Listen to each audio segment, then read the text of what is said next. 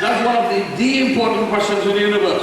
Adam sinned, God comes down, Adam, where are you? Locate yourself. Even when you have a problem, you're dealing with issues, one of the things you've got to do is to locate yourself and locate your name.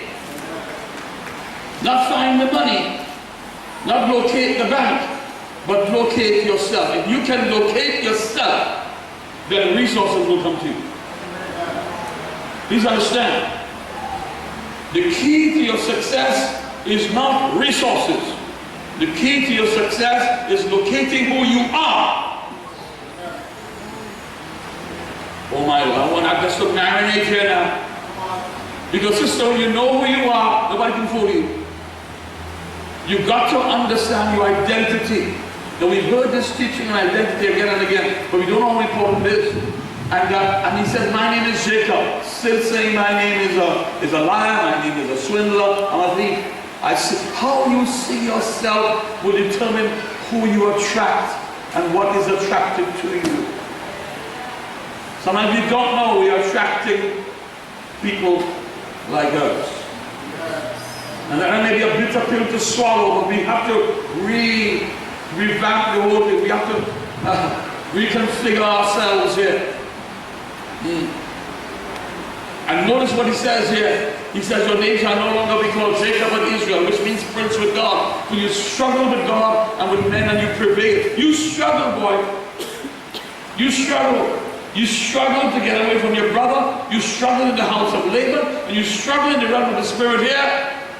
I'm calling you Israel, which means prince with God. That's your true identity. And he said you prevail. And the word prevail is the Hebrew word yakul, which means to go beyond.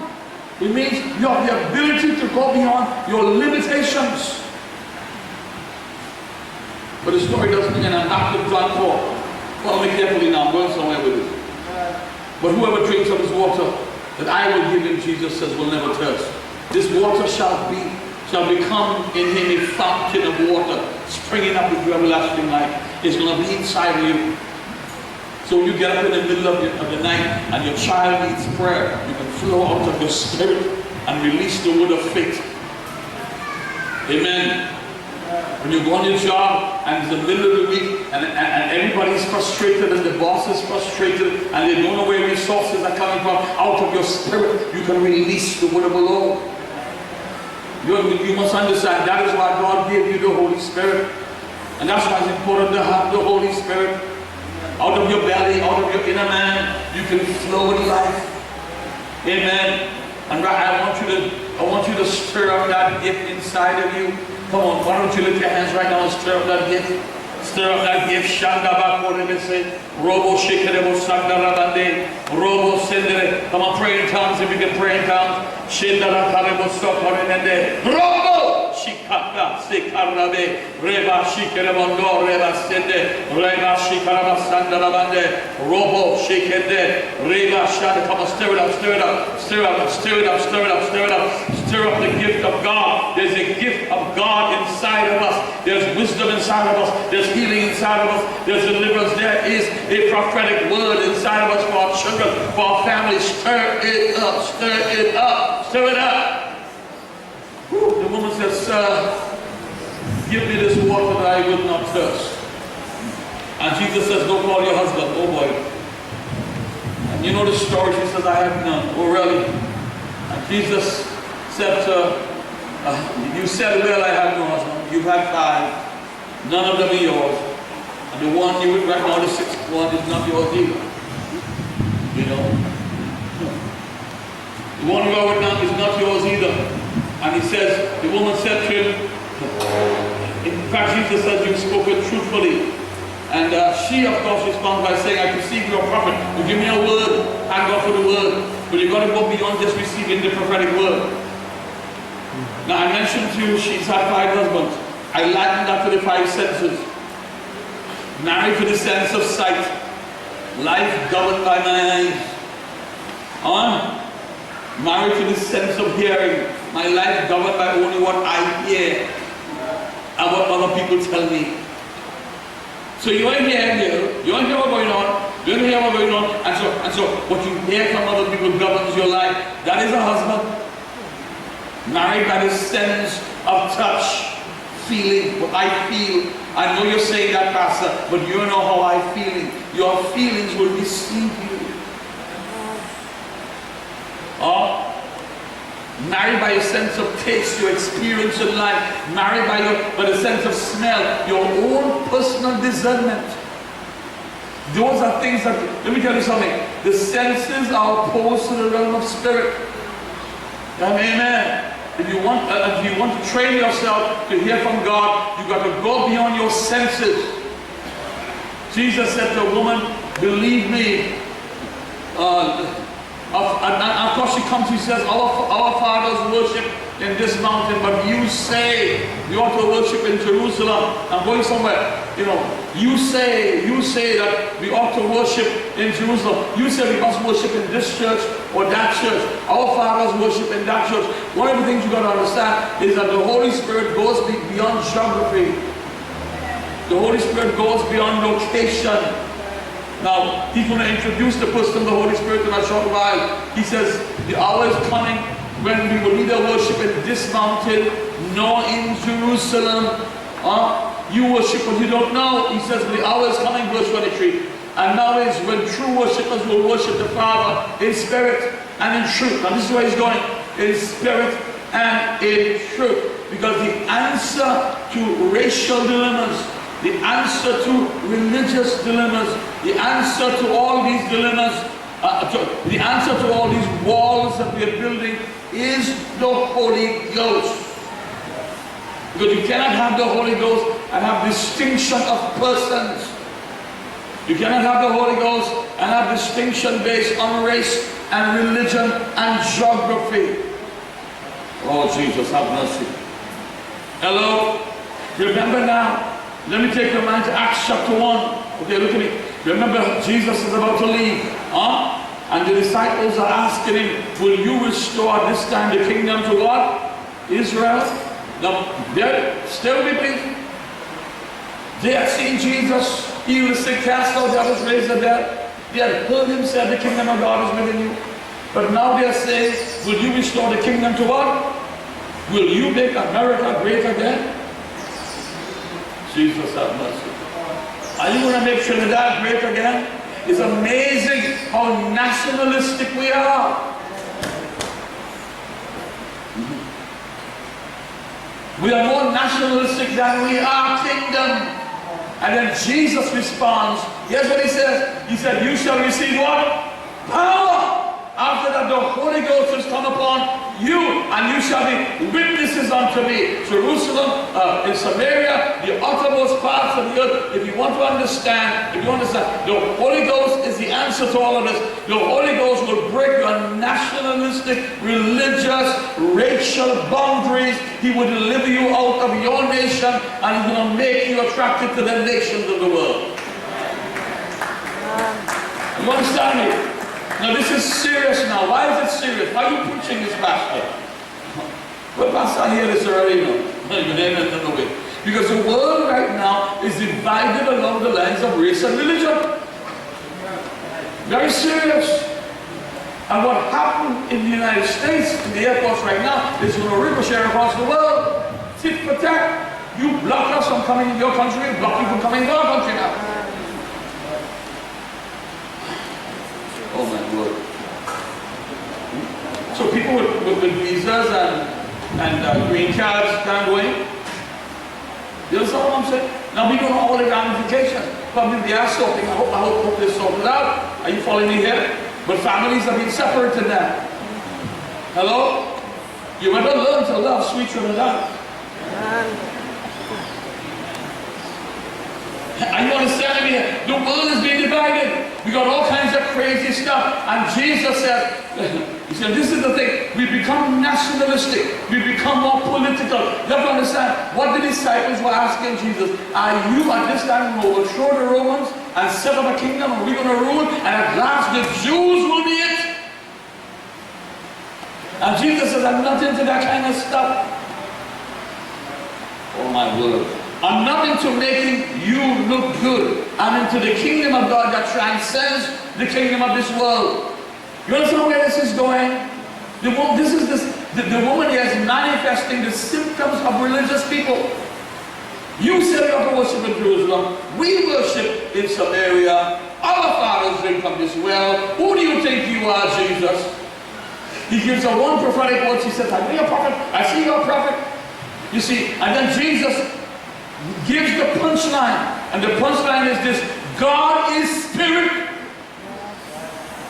Spirit has no gender. Spirit has no race. Spirit has no religion. Oh, God have mercy. Spirit has no geography. Spirit has no location. So God can turn up in Reality Complex. He can turn up in the Catholic Church down the road too. God can turn up, because you have to understand, the river doesn't come from a building. It comes from you. You are the river of God. And where you go, the river flows out of your belly. I preach in a Baptist church sometimes. Don't work on them. I'm a spiritual Baptist. The cloth and bells and smell, everything. Water throwing iron all the way. Then I throw a bucket on them too, out of the belly. You understand? You got to understand it. If you're religious, there are certain places you will not go. Ah, Jesus. I remember my father passed away, and of course they buried him in the mosque. Of course, you know, I came out of the mosque. That was my background. I was a Muslim from a child. And Daddy took me to the mosque, and we learned to say namaz, and we learned to say this prayer and that prayer, how to turn east, how to turn west. I'm not mocking my Muslim brother. And then after all of that, the priest, the Haji, took me and said, okay, son, you want our bright students, say this prayer for me. I said that prayer. Say that prayer for me. Say that prayer. And he watched me straight in the eye and he said, tell me who is God? And I watched him back straight in the eye and he said, Jesus Christ is God. And brother, his eyes grew very, very large. And if he looks till I'll be dead. And of course, you know, that day I won no prizes. And there was a little speech that he had to give to my father, etc., etc. I went, and then visitation started. Well, I started to hear noises in the night. My grandfather died at the same time. He was steeped into witchcraft. It's not. Are you following me here? Noises. The spiritual is a real world. Real world. The forces stifling me. Then I came in contact with Terence and Roy and these brothers. My God, have mercy. Somebody introduced me to a Bible. I did not read the Bible. I was not a Christian. I did not attend Christian church. Where did I get the answer? Jesus Christ is God. It came from above. I don't know where the answer came from. It just came out. Have mercy. From then, decided to mark me. You're a troublemaker. You're a rebel. But I remember I had visitations in the night. There were sleepless nights. I would feel spirit things pulling on me. Real things, I'm not imagining. And then I began to read, the Lord is my light and my salvation. The Lord is the strength of my life. Of whom shall I be afraid? When the wicked came to eat up my flesh, they stumbled and they fell. You are hosts encamped against me. In this will I be confident. Oh, Jesus. And as I begin to read, all those demons exited. They left. And then I begin to understand this thing about deliverance ministry, pray for others and they got delivered. But then I begin to understand God is spirit. In my bedroom, with all kinds of crazy stuff going on, God appeared. God is spirit. Are you understanding me here? And that's why he can appear where you are, in your bedroom, your kitchen, your car. Because God is spirit. And out of your belly shall flow rivers of living water. You understand that you can bring God into any situation that you're in. You can bring him into any crisis that you're in. He can solve your problem. Because, listen to me, there is no greater God that you will know than the God who lives inside of you. Oh, Jesus. You got to know him inside of you. Out of your belly. This is the new covenant. Jesus is saying, I am internalizing this thing now. You know. I'm taking it from the outside. No longer will you worship here in this temple or that temple. You are the temple of the Holy Ghost. No longer will you go to this priest and that priest. You are the priesthood of God right now. No longer will you be looking for this sacrifice and that sacrifice. The sacrifice has been slain and is finished, and you are the temple of the Holy Ghost. God operates from inside of you, out of your bellies, of your rivers. Oh, Jesus. Out of your heart shall flow volumes. Out of your heart shall flow the word of God. Amen. If you understand that men will not intimidate you anymore, people will not hold you to ransom. And you go into a church where the preacher says, I have the anointing, and you've got to get it from me, and you have to pay to get it. Run, run, buddy, run.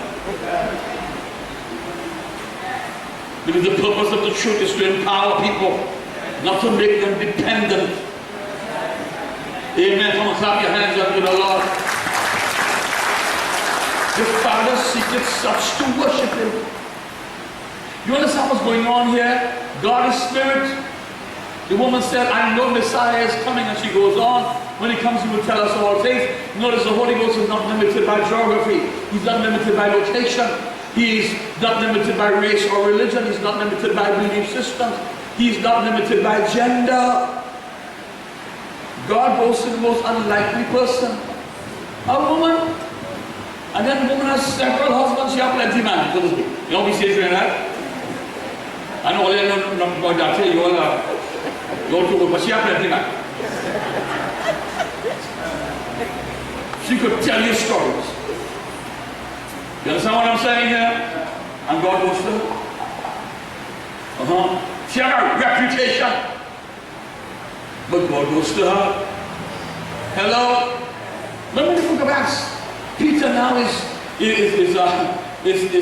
about to have lunch. He's on this building. He's on the top of the building. And a sheep descends, and God says, kill and eat. And He says, God. And in that sheep, they're all manner of four-footed beasts. You know, all kind of wild beasts. Inside that sheep. All kinds of undesirable creatures. In the sheep are Africans, Indians, no, they are niggers and police.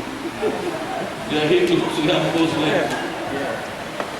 They are Iranians, they are Saudis, the Trinidadians, I'm same man. God, even some terrorists inside that. And God says, kill and eat. Who, me? Not me, huh? They're unclean. They're unclean. My answer to them is drop a nuclear bomb, wipe them off the face of the earth. And God said, you don't have the Holy Ghost. Kill and eat. Come on, Jesus. That's why Jesus said, can you drink of the cup that I'm drinking of? Can you really do it? You understand? That's why He says, unless you drink my blood and eat my flesh, you don't have any part with me. Can you receive people that's not like you? Can you love people that's different from you? Do you have the maturity to walk with those who believe differently from you? Oh, come now, come. Can you go beyond your own boundaries? Jesus. This is where, that's why Jesus said the kingdom of God is within you. You know how much of the kingdom do you have inside of you? Because all of us have our limitations. And God is limited by your limitations. Because sometimes He may want to minister to you through that person of another religion. Can you handle it? And I'm not saying that you absorb and you take what they believe in. I can relate to you, but not necessarily believe what you believe in. I can respect you, I can love you. Hello? Amen? One of the things we have to learn to deal with is even the gay community. Oh Lord, why are you going to tell me about it? Lift up your hands again.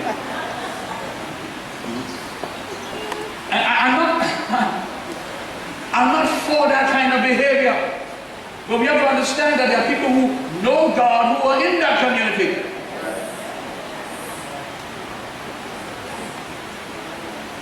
Some of the most compassionate people you will meet are those in that community. Zip your mouth, zip, say no. Telling you. Listen to me, listen carefully. I'm not saying that you have to behave as they behave, but you've got to be able to cross boundaries. That's where the kingdom of God is manifested. God don't care about what kind of hairstyle they have, what kind of skin color they have. God don't care, God really don't care how they dress. The Spirit of God is borderless. There's no boundary. That's why He says, God is Spirit. It's not Jerusalem, it's not Samaria, it's not black, it's not white, it's not Muslim, it's not Hindu, it's not Buddhist. God is Spirit. But you have to be discerning. Yes, you have to be discerning. But in your discernment, you don't have to be critical. I don't have authority to rule out people and to rule in other people. I don't have that. Hello? Amen. Amen. Be careful what you reject, because you attract those spirits to you. One of the things, you see, the church world has got to go beyond its boundaries. Hello? What you resist will persist. What you fight will ignite. Understand what I'm saying? And that situation is brewing right now in the U.S. with that immigration issue. That thing is set to blow big time, Understand what I'm saying there? And the principle you want to have to exercise is love. Say love. Say like this, Adrian, love. I'm serious? Anybody here in the room with me? Anybody in the room with me here? God's not limited by gender. He's not even limited by our moral standards, because the Holy Ghost will judge on people that do anything holy.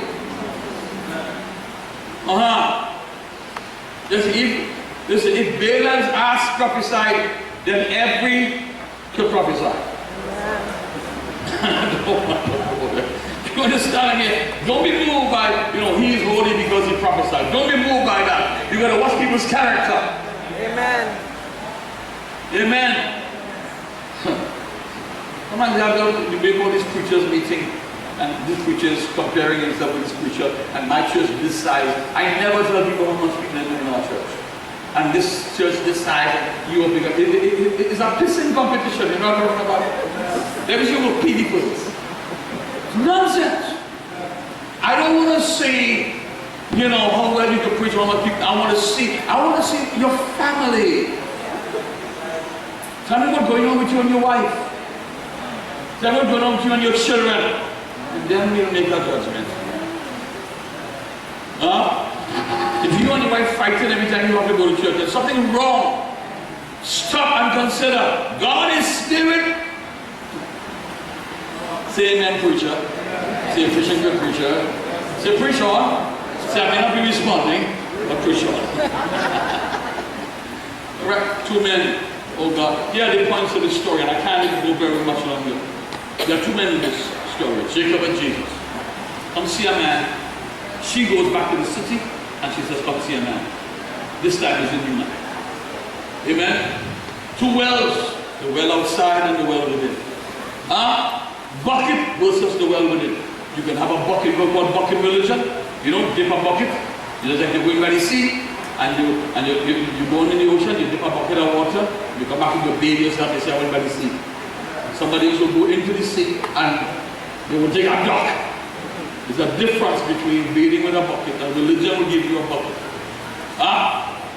Understand this? Senses versus the spirit. Married to 5 senses or being in the spirit. Truth versus tradition. That's what's going on here. You're going to wage war against tradition. The Samaritan and the Jew. This is the race to see. That's what's going on. You see, in the midst of this, Jesus throws in the person of the Holy Spirit. What is he telling you? He's telling the answer to a lot of these enigmas